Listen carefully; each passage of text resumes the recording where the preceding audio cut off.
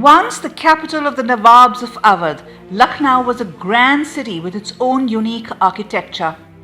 However, it suffered great damage during the uprising and at the hands of the British East India Company in the aftermath of India's First War of Independence in 1857. It was captured, looted, and many of its splendid palaces were destroyed. In the recent past too, much of Lucknow's heritage has been lost in the name of urban growth and redevelopment. In this special series, historian and author Dr. Rosie Llewellyn-Jones, who has written several books on Lucknow, draws on research conducted over decades and gives us a peek into what the city looked like in all its glory. She takes us on a tour of the now lost Lucknow, reclaiming some of the glory of its Nawabi and colonial past.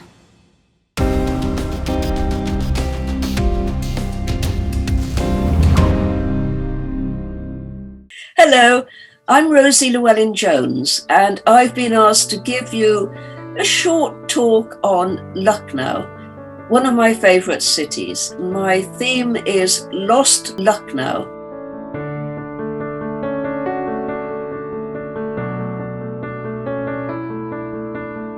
What I'd like to do is to start with this photograph from about 1855, and it was taken by a Lucknow photographer, Ahmed Ali Khan.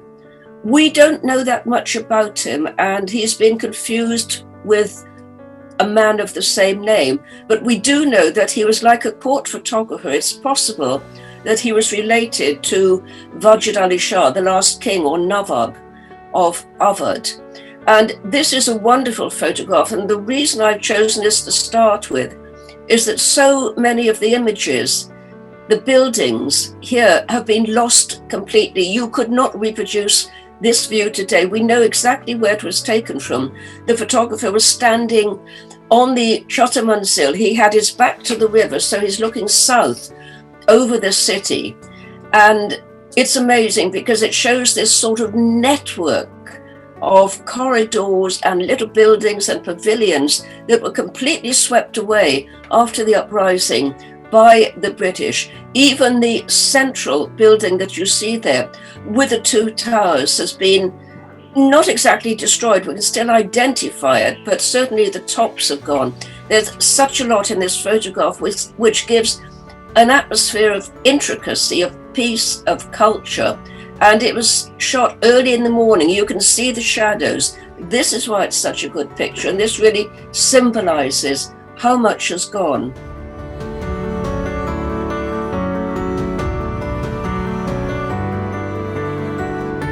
This is the Rumi Darwaza, and to the left of it you can see the Aurangzeb Mosque. You can also see the stone bridge on the extreme left-hand side. This was the only bridge that actually crossed the River Gumti at that time.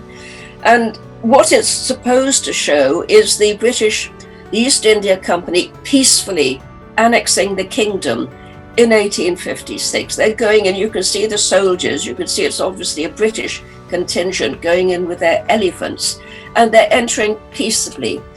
And the annexation was actually, the British had long wanted to get their hands on Awadh because it was a very fertile area. It still is. There was a lot of land revenue coming in. And it was a kind of irritation, if you like, for the British, for the East India Company, who had, by this point, both Calcutta and Delhi, but Awadh sort of stood in the middle like a kind of irritating buffer. This is really a picture of false harmony, if you like, because as we know, the uprising occurred the following year.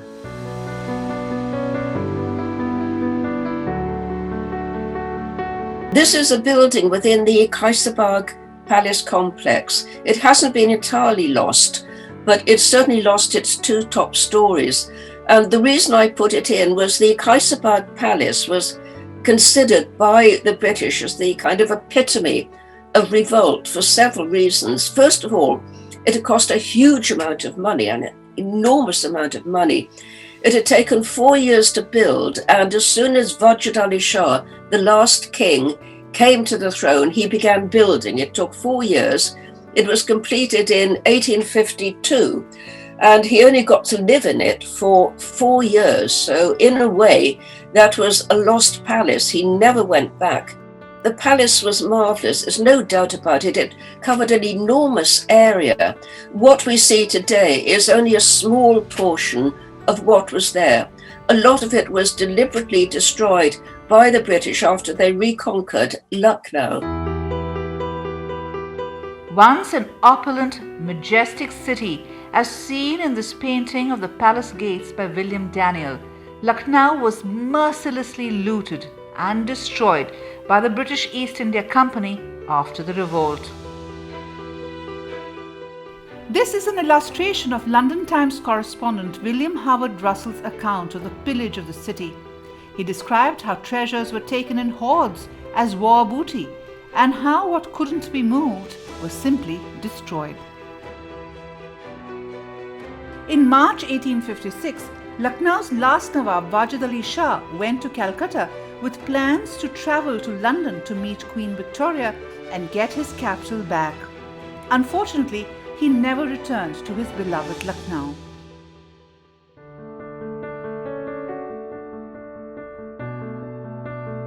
This is the White Baradari, or the Safed Baradari as they call it. And this was originally going to be Wajid Ali Shah's tomb. He was going to be buried in the center of his creation. Of course, it didn't happen.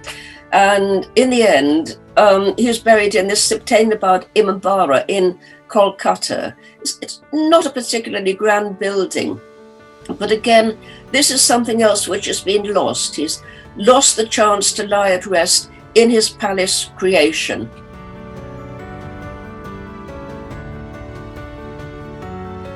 You have to look at the city as a whole. You have to think it's not just Hyderabad that's been lost. It was surrounding buildings. It was the whole thing that actually made up the city of Lucknow, which was a truly extraordinary place.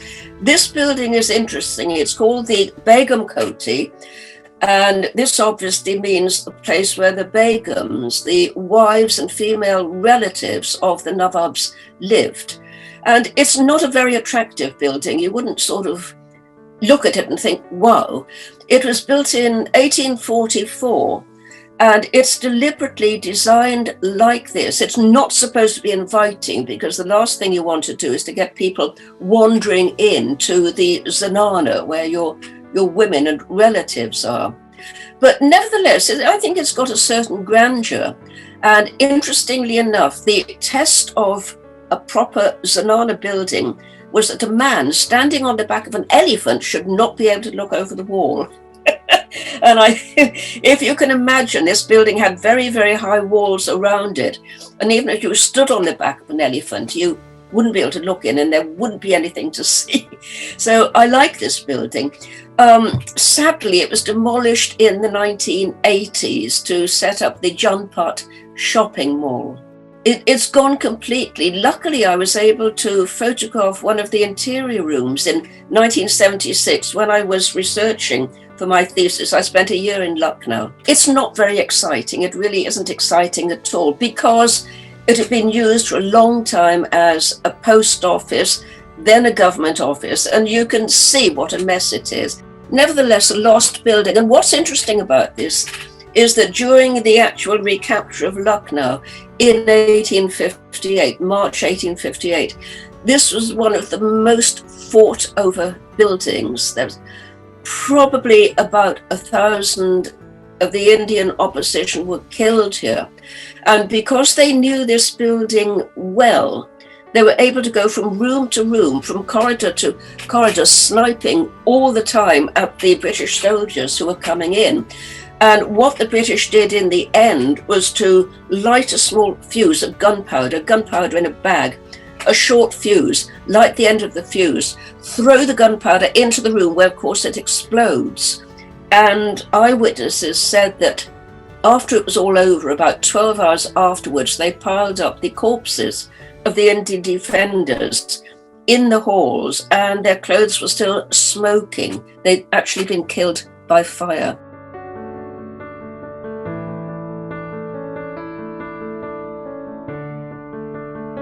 this gateway is magnificent. It's battered, but you can see, if you look at the towers at the top, not the pointed ones, but the circular towers, you can just see a remnant on the left-hand side of that mock ramparts, if you like, sort of castellated. And these are so interesting. You find them repeated throughout Lucknow's architecture. It's a kind of mock castle, if you like. And if you look at the triangular towers, these are actually made out of pottery tiles. They're green glazed tiles, and we find them on a number of buildings. I've actually got a couple of examples at home. But you can see how this is deteriorating already. There are screens up, somebody's put their washing up. It's a bit of a mess, and it was demolished at a date we don't know when. But I love this because it is pure fantasy Lucknow. Gone, but fantastic.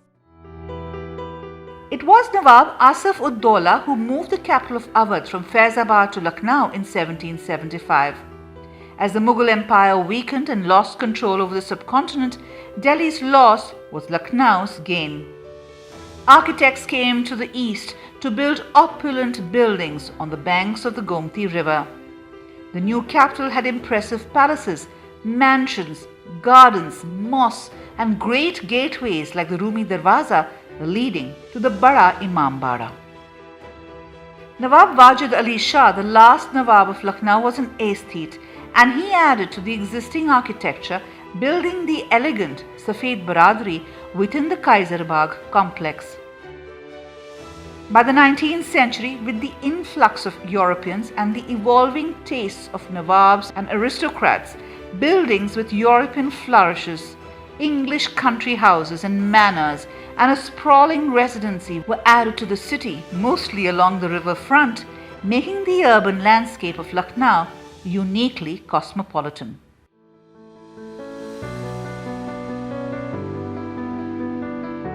This is very interesting because it's actually a fairly good copy of an English building. It's a building called Seaton Delaval in Northumberland, in the north of England.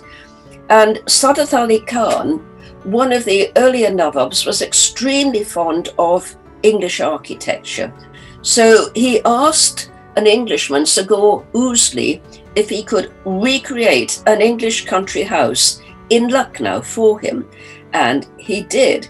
And it's a fairly accurate copy, but when we look at pictures of it just after it was created in 1814, we can see that there have been subtle changes. And some of the changes were because you can't actually plonk down an English country house in an Indian city and expect it to fulfill the same functions. And this is interesting because there was no central courtyard, there was nowhere for the women. And because it was a massive building, you couldn't actually get the air flowing through. So it was always very hot and stuffy inside. And after quite a short period in use, it just became a hunting lodge. On one side, just as you've got at Seaton Delaval, you've got the kitchen block, and on the other side, you've got the stable block. You can just about see them at the edges of the pictures. The kitchen block has been demolished completely, but the stable block is still there. You can just about figure out the statues on the left-hand side. So the Dilkusha, and it had a magnificent avenue of trees which were cut down during the actual uprising. Obviously, people wanted them for fuel and firewood, but imagine approaching this with these sort of marvelous trees and seeing this English-type building there.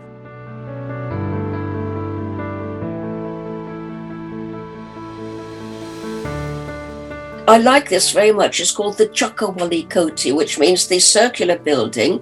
It's thatched. And the reason it's circular is that it actually stood in the middle of Lucknow's racecourse. I mean, Lucknow was perhaps a slightly frivolous city, but it had its own racecourse. And what's nice is that the company officials and the Nawabs and their courtiers would all meet there in a jolly session, you know, horses, racehorsing. It brings men together, not so much women, but certainly men. And this was really innovative because it was in the middle of the race course. And if you think about the race course at Calcutta, for example, the grandstand is at one end and then you see the horses going round and round. But if you're actually in the middle of the race course, you can look and it's all going on around you. I like this building so much, as its name implies, Chakawali Koti, the circular building in a circular race course.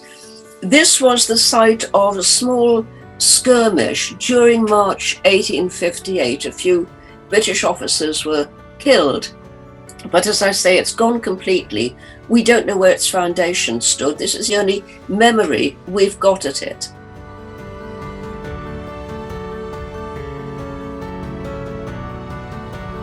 This is called the Neel Darwaza, Neel's Gateway.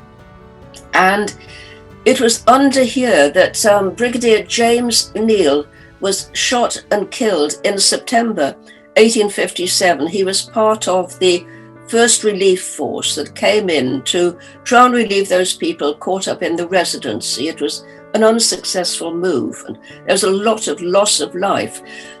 But the reason this is interesting, this is actually part of a much larger Nawabi structure, and it marks the entrance to the Khas Bazaar. This was the Nawabi shopping mall, if you like. It was the Nawab's answer to shopping malls. And as it implies, it was a special bazaar. There were shops, one-story shops on each side. So if you can imagine, this is actually leading into a kind of avenue, not a covered avenue, but an avenue where there are shops on both sides. And obviously people have got their wares spread out on the pavements. And the only reason that this building is still here is because a British officer was killed under it. If this hadn't happened, this wouldn't be here. We wouldn't know where the Khas Bazaar is. So it's important. It doesn't look much, but it's important in allowing us to see the topography, if you like, of the old city. The only thing I know about this building is its name. I was told it was called the Singara Valley Koti. Now, Singara is a water chestnut, but I may have misheard it. This may not be the proper name.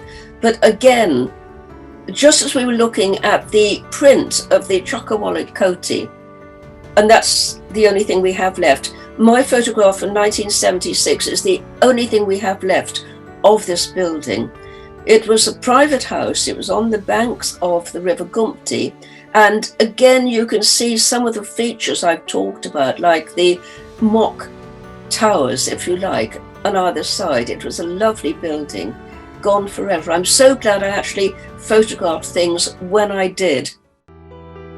The Chakkarwali Koti and the Singhara Wali Koti are only two examples of private estates being pulled down in the 20th century.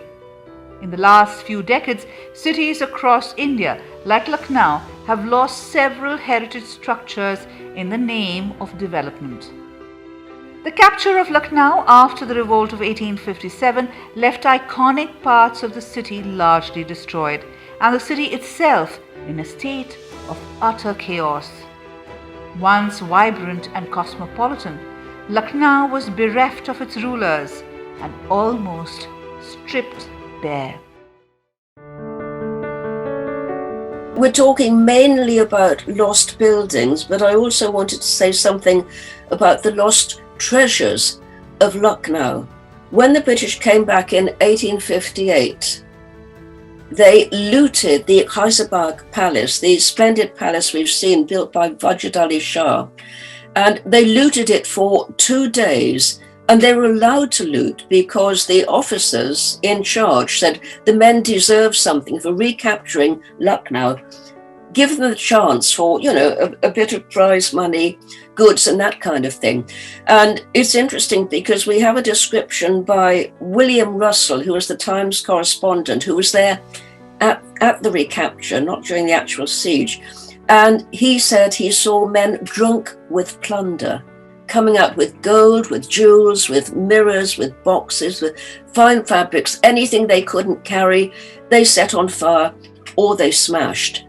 This picture is by William Simpson. He was an artist that Queen Victoria sent out to India after the uprising was over. She wanted pictures of the scenes that had taken place.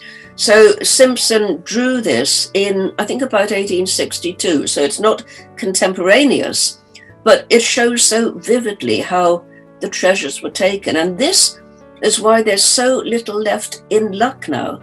There was a big exhibition in Los Angeles about a decade ago, Lucknow, India's fabled city. And the fascinating thing was that none of the exhibits in this huge exhibition came from Lucknow itself. They came from galleries and museums and private collectors. And the answer is that there is so little left in Lucknow. So it's not only its buildings which are lost, but its treasures too. This is not in Kaiserbagh, though you will recognize it as a pavilion from Kaiserbagh. It actually stands in the grounds of Windsor Great Park. It's near Frogmore House. It's near the ill-fated house where Harry and Meghan decided they didn't want to be part of the royal family any longer. They went to America. Now, this pavilion was very carefully dismantled once the British came back into Lucknow, and they packed it up. And they sent it to Queen Victoria as a kind of memorial to mark the end of the uprising, or the mutiny, as people called it in those days. So it was carefully re-erected in Windsor, where Queen Victoria could see it. And it's called the Indian Pavilion, or the Indian Kiosk. I want to show you now what its twin looks like. Snap. This was taken last year, and this is in Kaiserbagh. And this is actually standing in front of the white baradery that I told you about, where Wajid Ali Shah wanted to be buried.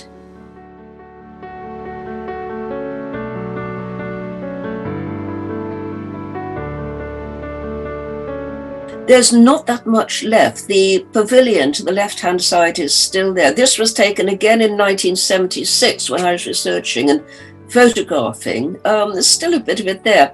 And it's interesting because, again, it's a country house. All right, it's a little outside Lucknow. I think it's about 3 miles out from the centre, as far as I remember. Something that didn't work that well, but because of its sunken courtyard, it was quite popular for evening entertainment. It was cool. And the important thing was you could actually get to it by river. You could get out of your palace in Lucknow, central Lucknow, and you could sail up the river to Musabagh and spend the evening there. And I suppose it's mainly known today because it was the last stand of Begum Hazrat Mahal when she was forced out of the Kaiserbagh Palace in March 1858 by the British, who really needed to capture it to show they'd completed their mission. She fled here and she spent a night or two here before going on to Nepal.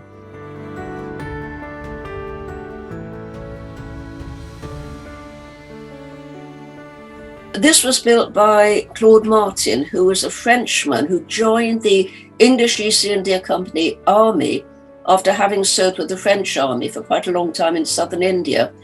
Claude Martin was a very astute man, and he could see that the English were clearly winning the battle for control of India, so he joined the East India Company.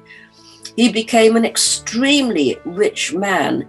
He lived in the center of Lucknow, but he started building this about 4 years before his death.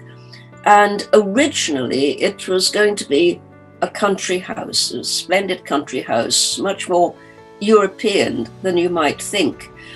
He died before it was finished, and he's actually buried in the basement. This building is said to have been designed so it could be held by a very small number of men. And interestingly, though it has 4 towers, it only has 1 circular staircase going up. So in theory, you can actually defend that.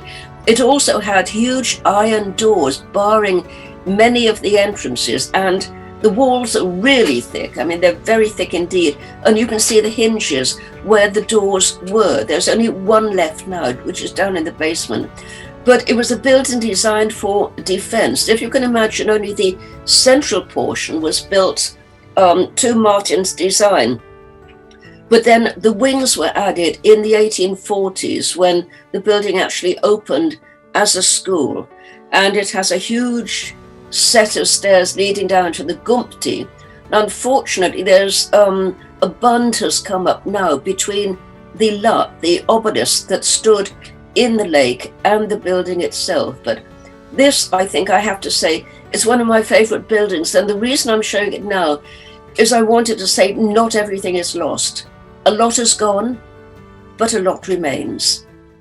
That's it.